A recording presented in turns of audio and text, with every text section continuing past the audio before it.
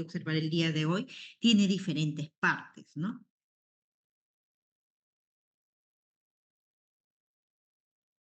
Ya. Y dentro de las partes de la historia clínica está lo que nos concierne básicamente a nosotros, porque también van a haber otras partes en las que le concierne básicamente a la enfermería, ¿no? Y que ya hemos repasado el día de hoy durante la práctica. En lectoscopía, lo que nosotros vamos a observar, el signo más resaltante, y vamos a poder tomar otros datos que lo vamos a ir desarrollando durante la clase, la anamnesis o el interrogatorio, el examen físico, el diagnóstico provisional o diagnóstico presuntivo, los exámenes auxiliares, el diagnóstico definitivo, que ya se va a dar con la unión del diagnóstico presuntivo y los exámenes auxiliares que lo vamos a solicitar, el pronóstico, tratamiento, la evolución, la hoja o gráfica clínica en la cual vamos a tener en cuenta qué cosa, chicos. ¿Alguno de ustedes me podría decir qué es lo que nosotros vamos a encontrar en la hoja gráfica?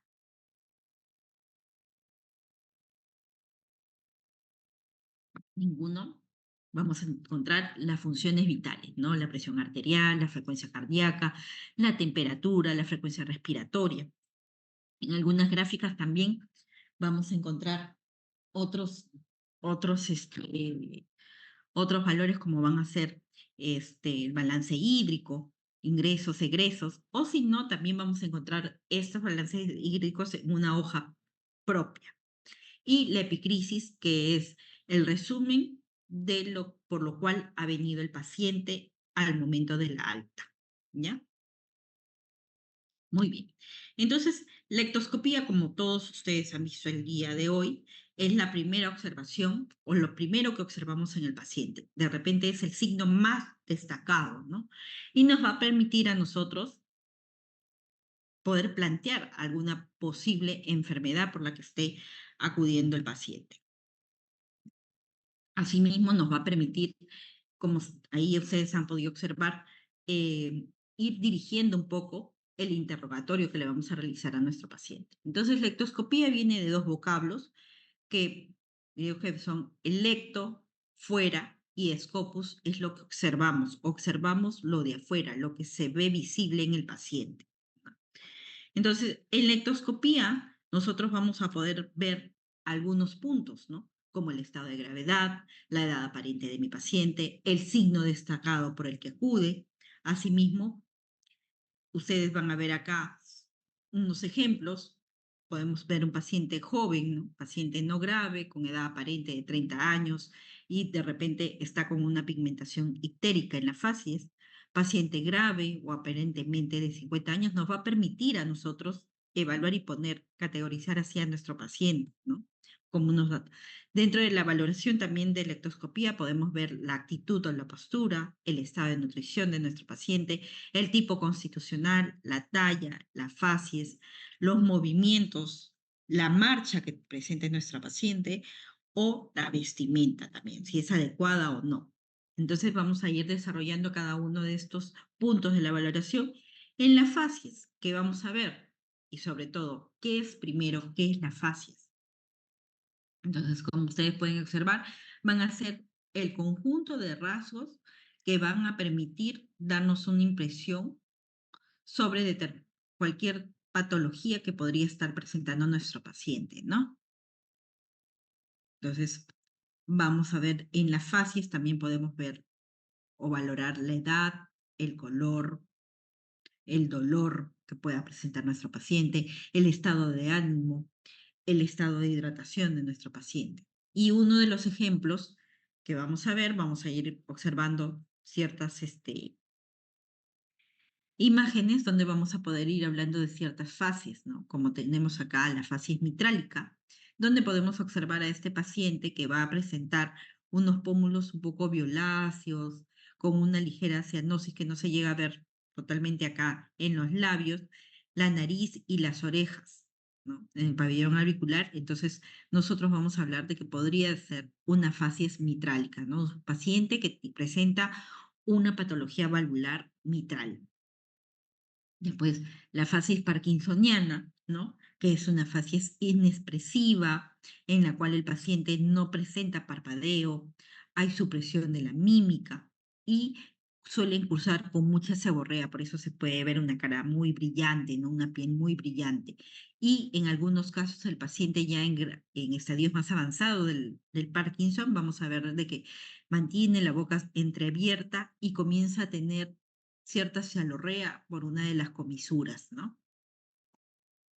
Una facies característica de un problema de síndrome de vena cava, que va a ser por el síndrome de Claudia-Bernard Horner, en la cual nosotros vamos a observar una disminución de la hendidura palpebral del lado paralizado, con presencia de congestión de la conjuntiva y miosis de la misma. Miren, esta pupila está esta abertura palpebral está normal, mientras que en esta otra se ve una disminución, ¿no? Hay disminución de la abertura palpebral, se ve asimismo la pupila a comparación de la otra está más miótica, ¿no? O sea, más pequeña. Asimismo, una asimetría, miren acá, ¿qué es lo que observan ustedes? Unas asimetrías en la facies, ¿no?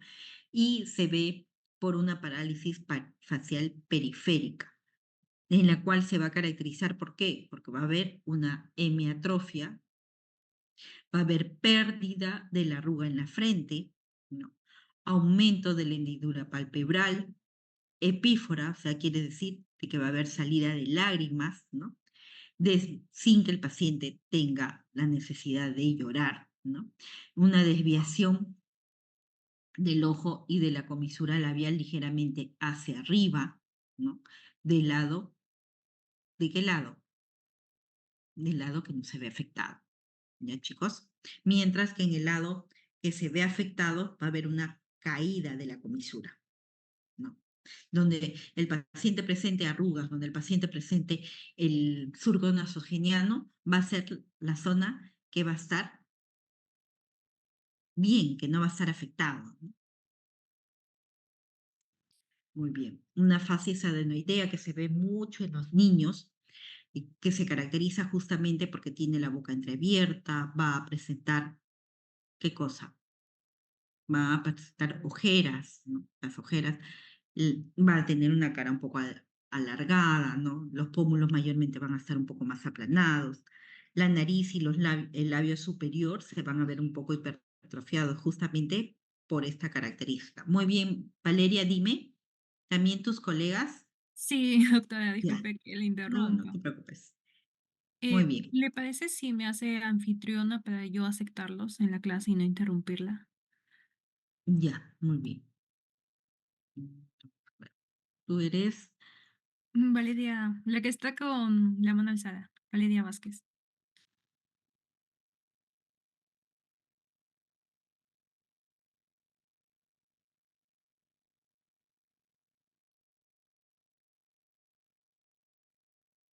ah, en coanfitrión te convierto ya. Muchas gracias, doctora. Gracias a ti. Muy bien.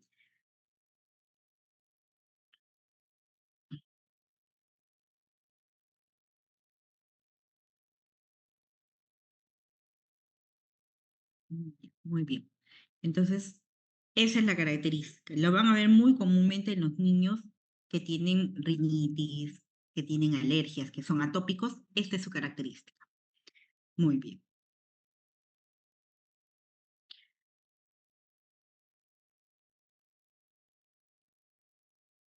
Después vamos a ver la facies mediastínica, en la cual nosotros vamos a ver un paciente con una cara abotagada, podría cursar con cianosis, se va a ver claramente la ingurgitación de las venas a nivel del cuello sobre todo, y se va a presentar básicamente porque va a haber una obstrucción a nivel de la vena cava superior.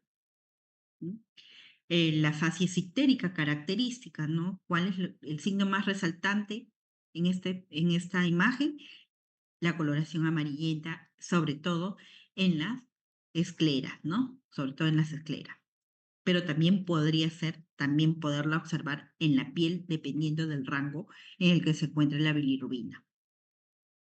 Vamos a ver la facies acromegálica, ¿no? Donde ustedes van a ver esos pacientes con facies un poco toscas, que se ve un desarrollo mayor a nivel de la pirámide nasal, el maxilar inferior, los arcos superciliares y ziggomáticos se hacen mucho más prominentes, los labios se engruesan más y la lengua se encuentra una macroglosia sobre todo.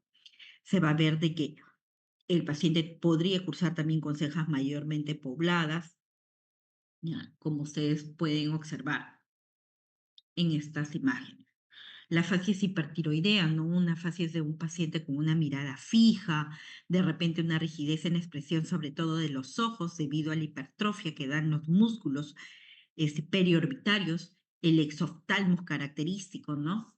Justamente por esta hipertrofia de los músculos, vasomotores en la piel de la cara del paciente y por eso se ve muy brillosa también, ¿no? A comparación de las facies del paciente hipotiroideo, ¿no? Que va a ser una cara un poco más redonda, una cara más pueril, una piel seca, pálida mayormente, puede verse un edema periorbitario, en algunos casos puede haber una mirada triste, ¿no? La facies cuchinoide, que se va a caracterizar por presentar una cara de luna llena, abotagada también, con aumento de la papada, este, el cuello corto, muy característico, piel delgada, con unas estrías cutáneas, sobre todo en la raíz de los miembros, de los miembros, y se va a observar en algunos casos el eritema o la rubicundez en toda la cara y presencia de vasos neovascularizantes, ¿no? La facies virilizante, que sobre todo lo vamos a ver en las mujeres y que se puede ver con presencia de patillas, presencia de vello donde no deberías ver, ¿no? Porque no es normal ver a una mujer con barba, ¿no? En la zona de las patillas o en la zona superior del labio o inferior. Y tampoco nos es común ver vello en pecho en la mujer. Entonces, hablamos de una facies virilizante, ¿no? La facies febril, que la podemos observar muy comúnmente justamente cuando el paciente está presentando temperaturas altas, ¿no? En la cual nosotros vamos a observar ojos brillantes, pómulos rubicundos, la cara en algunos momentos se pone pálida. La fase es de pacientes con trisomía 21, en la cual van a tener ojos oblicuos, microcefalia, labios grandes, la macrolosia característica, el hipertelorismo y el epicanto que ustedes pueden observar, ¿no? En ese tipo de paciente. La facies dolorosa característica, ¿no? ¿Quién no ha visto una facies dolorosa? La facies jaquéctica, en la cual nuestro paciente va a observarse una palidez, un aumento de los relieves óseos se marcan más a nivel del pómulo, ¿no? La expresión triste y cansada. Muy bien. Y ahora pasamos a la actitud. Estas son algunas de las fases que ustedes van a ir aprendiendo y van a ir reconociendo a lo largo de todo este curso. Vamos a ver ahora la actitud. ¿Y qué es la actitud? La actitud va a ser la posición o postura que va a adquirir el paciente en condiciones normales, pero también se pueden observar en condiciones de enfermedad y sobre todo predisponente dependiendo de la patología, ¿no? Entonces vamos a ver acá la actitud sentada, en la cual el paciente, dependiendo de la patología que tenga, puede tomar esta actitud. Por decir, pacientes que tienen una hernia diafragmática, pacientes con reflujo gastroesofágico, pacientes con abscesos, presencias de absceso, ¿no? El paciente con asma, el paciente con edema pulmonar no tolera el decúbito dorsal, ¿no? El paciente con insuficiencia cardíaca también te va a tomar esta posición y llegar a presentar la ortopnia, ¿no? Entonces vamos a ver dentro del decúbito dorsal, vamos a ver el decúbito dorsal común, el decúbito lateral y el decúbito prono, ¿no? Dependiendo de las patologías. Por decir, un paciente que ha tenido una cirugía a nivel o presenta un absceso en la zona posterior, ¿qué actitud va a tomar? Va a tomar un decúbito prono. Si un paciente está presentando dolor intenso de repente un derrame pleural derecho. ¿Qué actitud va a tomar? De repente un decúbito lateral derecho, ¿no? Para disminuir la dificultad respiratoria. Los decúbitos laterales obligados, como les decía, en casos de unas neuralgias, de grandes derrames, en casos de neumotoras, de neumonías, el paciente mayormente va a adquirir el decúbito lateral justamente en la zona que se ve afectada. El decúbito pasivo, mayormente pacientes que tienen una gravedad y no pueden per se movilizarse, ¿no? Entonces, los hábitos corporales o biotipos morfológicos del paciente también nos podrían indicar una patología o ciertas enfermedades, sobre todo, ¿no?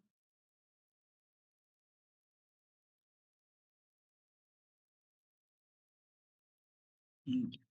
Entonces, acá vamos a hablar del biotipo ectomorfo, mesomorfo, endomorfo, ¿no? Ectomorfo mayormente lo vemos a ver en pacientes de repente ¿con qué patología? ¿Con qué patología, chicos? Un ejemplo de ectomorfo,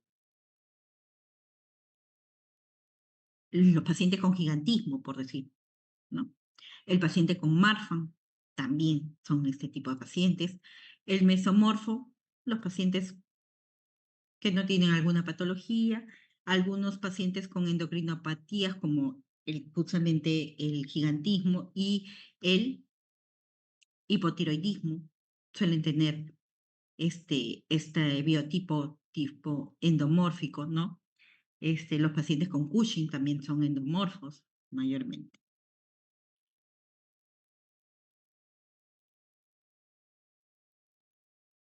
Ahora vamos a hablar un poco sobre la anamnesis. ¿Y qué es la anamnesis? Ya lo habíamos hablado, ¿no? Ya lo han visto el día de hoy en todas sus sedes de práctica, en la cual se va a realizar el interrogatorio para poder obtener los datos y poderlos ordenar adecuadamente y poder plantear nosotros, según eso, nuestros síndromes, ¿no? Muy bien. Nuestros síndromes y nuestras enfermedades, ¿no? Dentro de la anamnesis, nosotros debemos siempre mostrar respeto hacia el paciente, interés hacia lo que nos comenta, hay que saber escuchar, hay que utilizar un lenguaje sencillo para poderle explicar y poder realizar las preguntas a nuestro paciente y él las pueda entender para podernos responder adecuadamente. Dentro de la anamnesis vamos a tener tipos de anamnesis, ¿no? Un tipo directo, un tipo indirecto y podemos hacer una anamnesis mixta también, ¿no? El tipo directo es cuando nosotros interrogamos y obtenemos los datos directamente del paciente. El tipo indirecto, cuando vamos a obtener los datos a través de otra persona, por decir, en los niños, de quién vamos a obtener, o las lactantes, de quién vamos a obtener los datos más fidedignos, van a ser básicamente de sus padres, ¿no? O de la persona que esté encargada de su cuidado. Asimismo, en los adultos mayores también, porque a veces el adulto mayor ya no vive solo y depende de otra persona. Esa persona con la que vive es la que le va a dar los datos más fidedignos a ustedes. Asimismo, el paciente en entrevista mixta se hace un interrogatorio tanto al paciente como a su cuidador. Y eso mayormente lo vamos a ver en niños, que ya por decir un niño de 8, 9, 10 años, ya te puede referir, pero este, también va a ser corroborado por lo que te dicen sus padres. ¿M? En un adulto mayor y lo mismo. Entonces esas son las mixtas. Dentro de la parte de la anamnesis también tenemos ciertas partes. Vamos a ver, en este momento de la historia clínica, nosotros vamos a anotar la fecha y que se realiza la historia, la hora, el tipo de anamnesis que vamos a realizar, la afiliación, el perfil del paciente, las molestias principales, la enfermedad actual, los antecedentes patológicos familiares, y vamos a hacer la revisión anamnésica de regiones y sistemas, ¿no? Entonces, siempre recordar que si nosotros hacemos una adecuada anamnesis en nuestro paciente, vamos a tener casi la mitad de nuestro diagnóstico. Vamos a poder ya plantear un síndrome o un posible diagnóstico. Eso es- pero por eso es de que en algunos casos ustedes van a observar durante las visitas médicas que van a decir, hay que rehistoriar, hay que volver a hacer la historia, hay que volver a hacer una anamnesis adecuada a nuestro paciente, porque hay veces no concuerda o no hay mayor dato, ¿no? Entonces, por eso es que ustedes ven de que la historia clínica de la emergencia es una historia clínica rápida y que te enfoca un problema que ponga en riesgo al paciente. Mientras que ya en hospitalización vas a volver a historiar al paciente y vas a volver a ordenar adecuadamente, de una manera más tranquila, más serena, poder nuevamente plantear y ver realmente la historia con la que vino era la historia o era por la emergencia. En ese momento solamente se vio el, el- la urgencia, ¿no? Muy bien. Ahora, en la afiliación, ¿qué es lo que vamos a tener en cuenta nosotros? El nombre y apellido, la edad, el sexo, la raza, el estado civil del paciente, la religión del paciente. ¿Por qué es importante? ¿Por qué sería importante, chicos, la religión? Doctora, tal vez porque algunas religiones no admiten transfusiones o ese tipo de Muy bien. cosas. Claro, transfusiones o uso de métodos anticonceptivos, ¿no? Entonces, eso es importante nosotros tener en cuenta.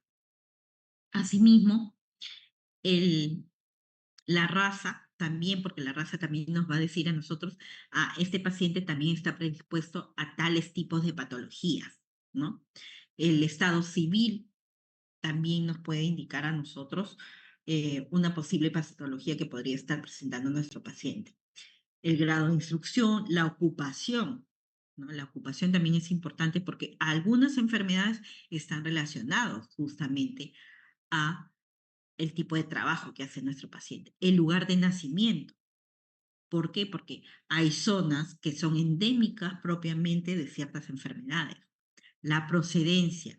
¿Cuál es la diferencia entre el lugar de nacimiento y procedencia? Chicos, ¿alguno de ustedes?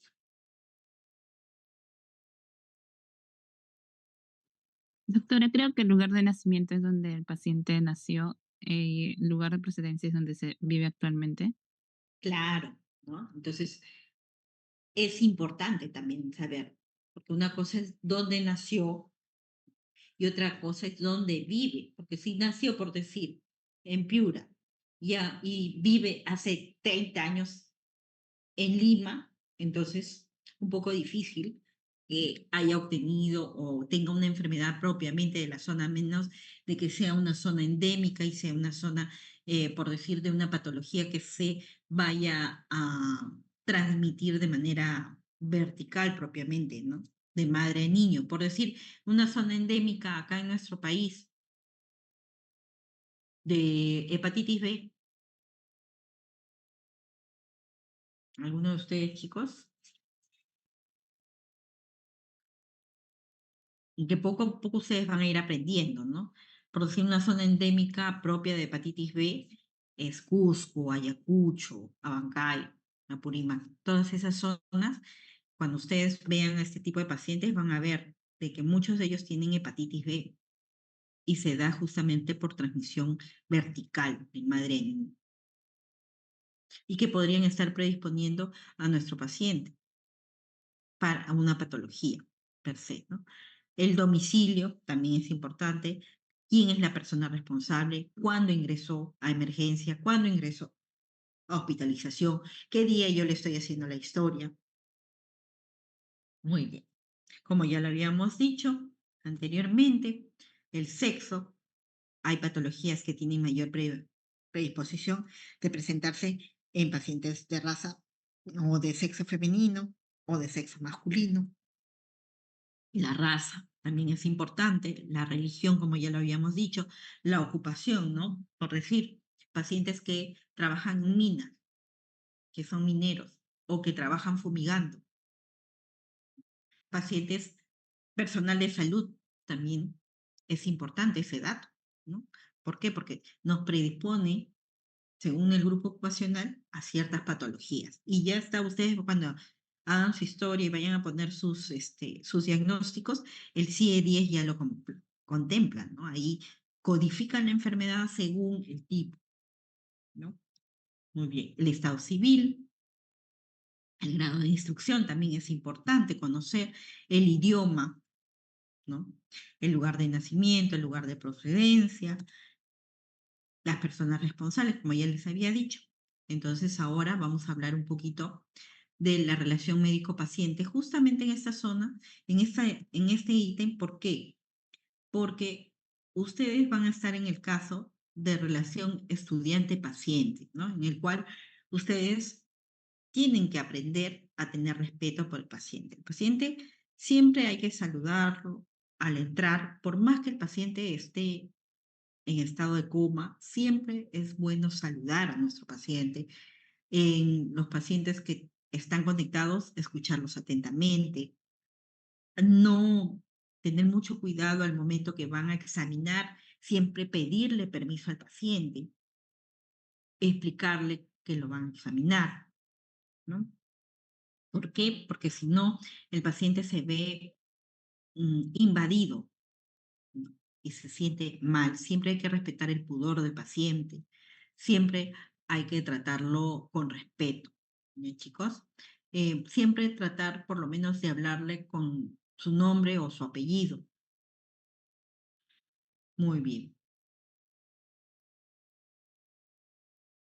Mm, Ya, siempre respetar sus creencias del paciente, eh, tener mucho cuidado con lo que van a poder comentar delante del paciente. Y luego venimos a lo que dentro de la anamnesis, la segunda parte, vamos a ver lo que es la enfermedad actual, ¿no? Entonces, en la enfermedad actual nosotros debemos aprender ahora ustedes van a aprender a cómo relatar adecuadamente la enfermedad actual de su paciente, ¿ya? Lo que el paciente, por decir, les dice con sus propias palabras, hay que ponerlo entre comillas, cuando no lo podemos conceptualizar con uno de los términos médicos que ustedes ya van a ir adquiriendo, ¿ya? En esta parte nosotros debemos de realizar un interrogatorio ordenado, vamos a narrar adecuadamente, cronológicamente y ordenadamente lo que el paciente nos refiere conforme fueron desarrollándose o presentándose sus síntomas o signos, ¿ya? La molestia principal, que va a ser el síntoma por lo cual el paciente acude. Mayormente, en la mayor frecuencia, el síntoma principal, ¿cuál va a ser, chicos?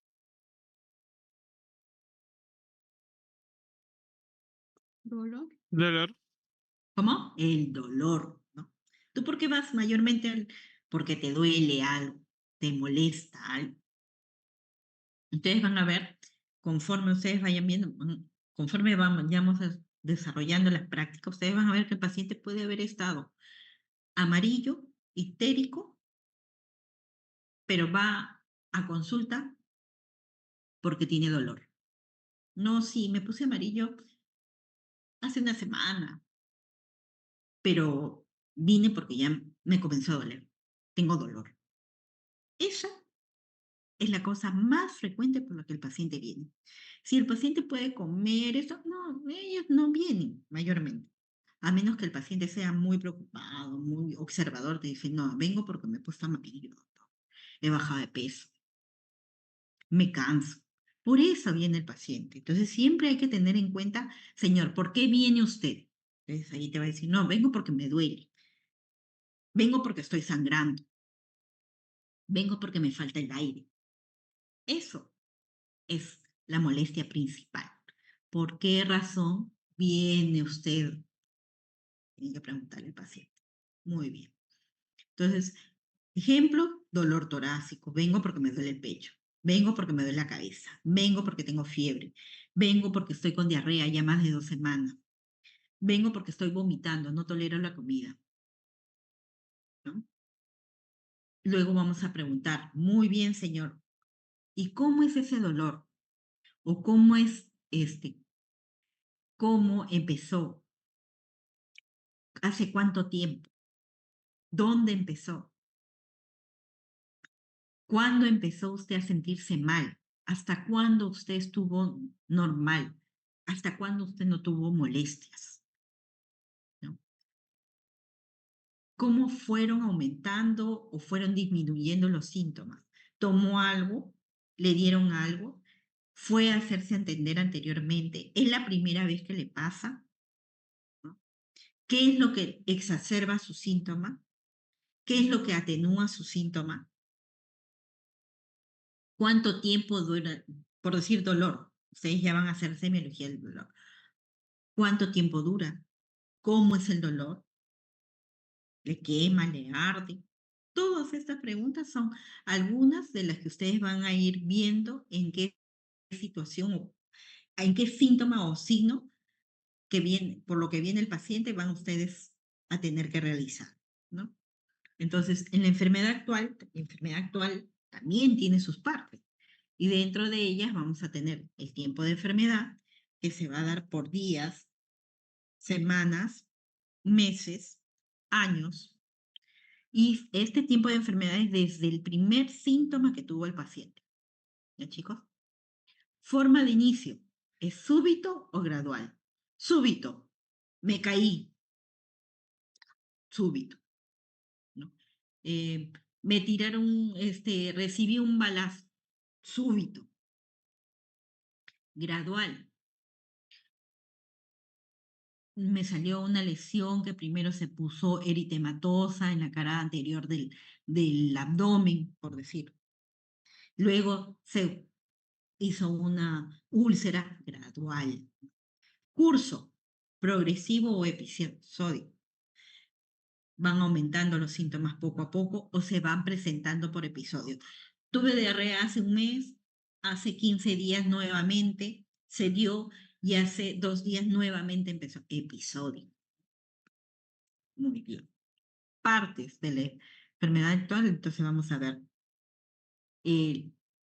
Tenemos que ver si es un paciente que tiene previamente una enfermedad como la diabetes, la hipertensión, el asma, una insuficiencia cardíaca, ¿no?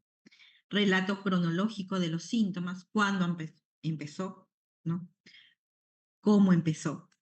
Las funciones biológicas, donde vamos a referir el apetito, la sed, deposiciones, diuresis, el sueño, cambios de peso. Acá en esta parte, yo les recomendaría a ustedes de que hicieran un cuadro,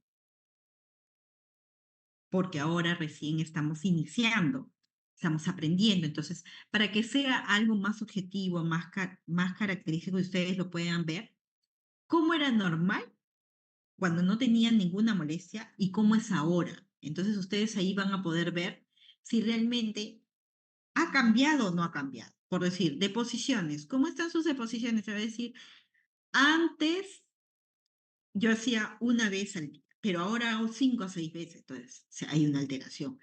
¿Cómo está su sed? No, mi sed ha aumentado. Antes yo tomaba 2 vasos, ahora tengo que tomar 5 o 6 vasos. Para que se pueda ver para que ustedes puedan notar la diferencia. ¿Ya? En estas primeras etapas, por lo menos, ya conforme ustedes vayan tomando ya la practicidad en realizar su historia clínica y la toma de datos, ya ustedes van a poder escribir más rápidamente, ya aumentada, disminuida, pero tienen que poner entre paréntesis, porque hay pacientes que, por decir, hacen deposiciones 2 veces al día normalmente, o hacen 3. ¿Por qué? Porque son pacientes, por decir, que son pacientes que comen solamente verduras, que comen altas, su alimentación tienen mucha fibra. Entonces, ese tipo de pacientes hace ese tipo de posiciones. Para mí puede ser, no, 3 veces es mucho, ¿no? Para mí lo normal es una vez, o de repente, no, yo soy estreñida per se y yo hago deposiciones cada 3 días. Para mí eso es normal. Entonces, hacer todos los días, o hacer 2 veces al día, o 3 veces al día, ya tengo alterado mi intestino. Entonces, ustedes tienen que ver de que cada paciente es individual. Entonces, sería bueno de que ustedes podrían poner así, ¿ya? Muy bien. Un ejemplo. Tiempo de enfermedad, 2 días, forma de inicio insidioso, curso progresivo. Y acá les da un breve relato. ¿Ya, chicos? Estos son los ejemplos. Y luego vamos a hablar un poquito sobre la ampliación de la anamnesis o evaluación por aparatos o sistemas, en la cual ustedes le van a preguntar al paciente, aparte de los síntomas, por lo que viene el principal síntoma, le van a preguntar, si le habla de dolor de cabeza, ¿cómo era el dolor? Si presenta mareo, si tiene adormecimiento, si usa lentes, si cursa con sordera, si tiene tupidez nasal, si tiene rinorrea, si ha presentado sangrado, dolor de garganta. Esto es ahorita al inicio, ¿no? Porque ustedes recién están empezando a hacer. Ya conforme ustedes vayan teniendo mayor práctica, ya esto de repente lo van a hacer mucho más rápido. Muy bien. Así, dolor de pecho, en tórax, si tiene tos, si tiene expectoración, si siente silbidos en el pecho, si tiene dificultad para respirar, si hay presencia de bultos en la mama, si hay secreción a nivel de los pezones, si tiene indigestión, si tiene molestias para orinar, si tiene alteraciones en la menstruación, si hay dolor o aumento de volumen en los miembros inferiores. Y todo esto va a ir de acuerdo a los al primer síntoma o el síntoma principal que presente nuestro paciente, ¿no? Y ahora hablando, acá les voy a mostrar algunos formatos de historia clínica, como es un poco la historia clínica. Yo trabajo en el Hospital Rebagliati y estos son los formatos que nosotros utilizamos, por decir, para balance hídrico, ¿no? El balance hídrico, que es una de las primeras hojas que ustedes van a observar en nuestra historia clínica, ¿no? Cada hospital tiene sus formatos propios. En el formato de nosotros, del Rebagliati, es este, el que usamos en balance hídrico. Usamos según los horarios de 7 a 1 de la tarde, 7 de la mañana a 1 de la tarde, de la 1 de la tarde a 7 de la noche y de 7 de la noche a 7 de la mañana. Entonces, la ingesta y lo que elimina el paciente, ¿no? Dentro de la ingesta va a estar lo que el paciente se le administra por vía oral, como está la dieta, agua libre, parenteral, los medicamentos cómo se disuelven, si se le está hidratando por vía parenteral, si se le ha hecho transfusiones también, ya sea de sangre, de plasma. Entonces, todo lo que ingresa se anota, se hace la suma y este, se coloca en esta parte de ingestión. Luego, en la excreción tenemos la orina, la succión, si el paciente tiene, ¿no? Por decir, tiene una sonda nasogástrica y se le realiza una succión del contenido, cuánto se les realizó.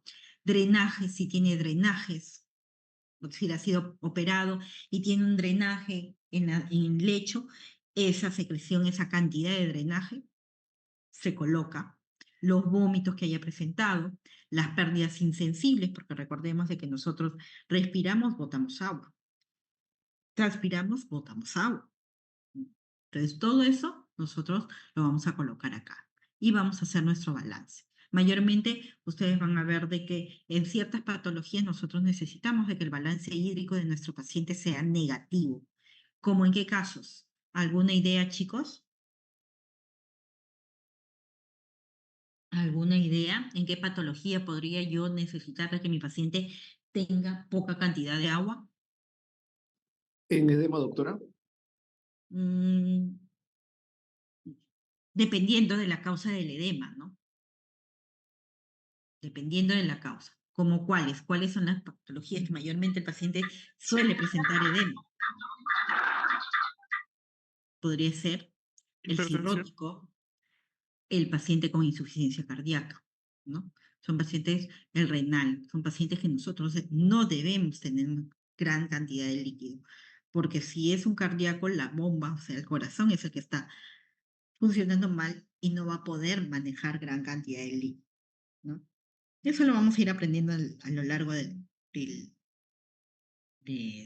toda la evolución de este desarrollo de este curso.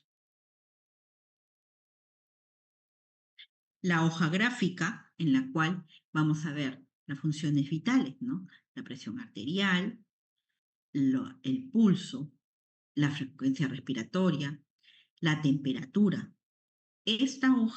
Con esta hoja nosotros abrimos nuestra historia clínica y encontramos la gráfica. Entonces nosotros podemos decir, mi paciente está con presión baja, tendencia a la presión baja, o es normal para mi paciente. Uy, pero acá encuentro un pico, ¿no? Entonces, o la temperatura está muy alta, está haciendo picos febriles. Está taquicárdico. ¿Desde cuándo está taquicárdico? Para eso nos sirve esta hoja. Y esta es la historia clínica que nosotros utilizamos en el Revalid. Es una historia clínica muy sucinta, muy resumida.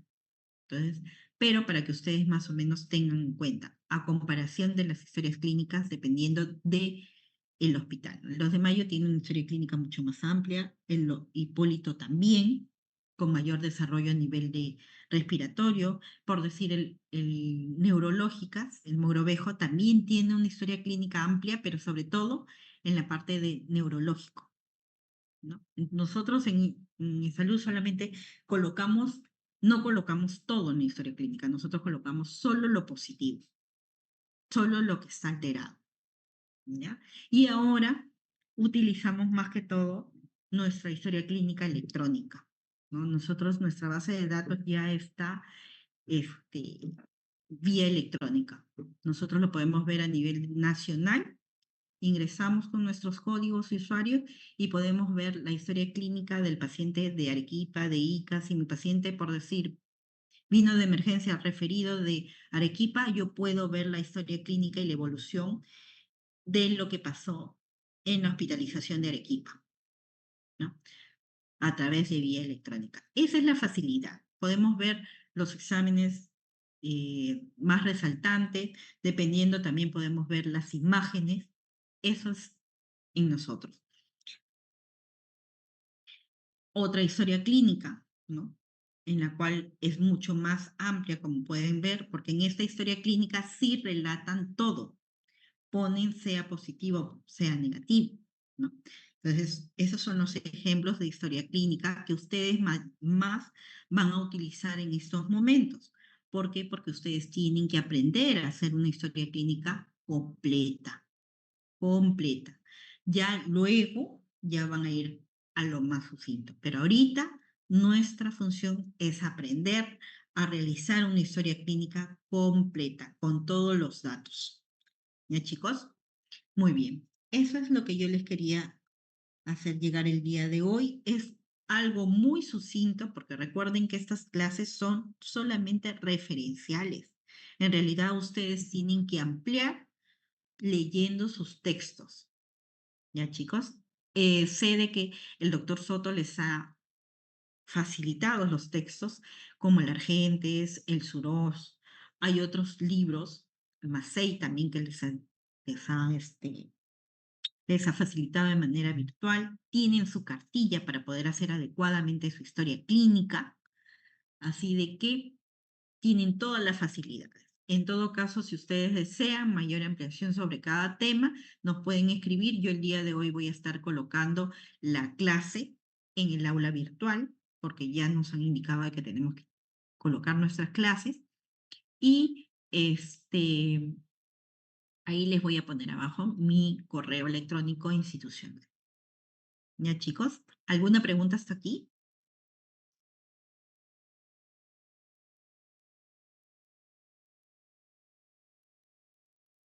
Muy bien, si no hay ninguna pregunta, entonces los invito a que puedan pasar al link del siguiente profesor y el día jueves nos estamos viendo para hablar un poco sobre técnicas exploratorias. Gracias. Gracias, doctora. Gracias. Hasta luego, chicos.